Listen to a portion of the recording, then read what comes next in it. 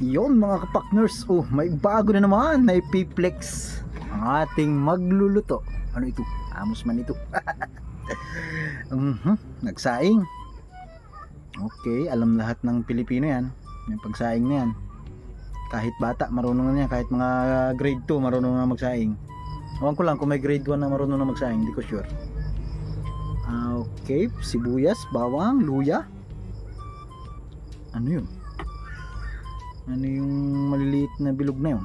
Asin? Lagi ng sili, nahiya ka pa ay. Alam ko naman adik-dikan mo rin ng sili, yan. Yo, sabi siya hindi ako mabibigo, lagi mayroon yan.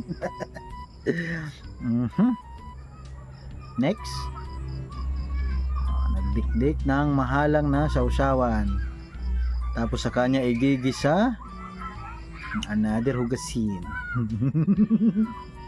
Aring shift nating ari ay hindi ko alam kung ang luto ay seryoso or kung ang luto ay kalukuhan o ay hipon. Nilagyan ng hipon ng may tubig, sinabawan, ay gulpin, dami na yan. Tapos nung kumulo na nilagyan ng sayuti, asin.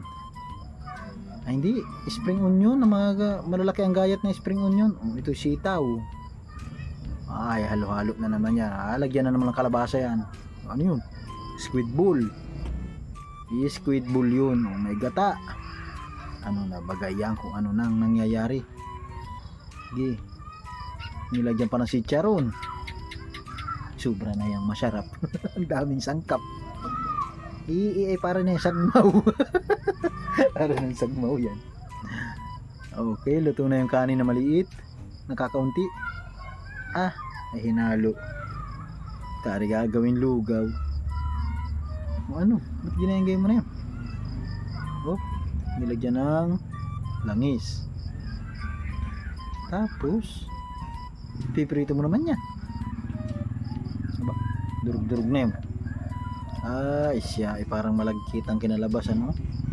Durug-durug. Kasi ibabaw niyo yung makamasabaw. Hindi gumawa. At tiniwari. Nagmukhang nilupak. Ano na siyang ayun.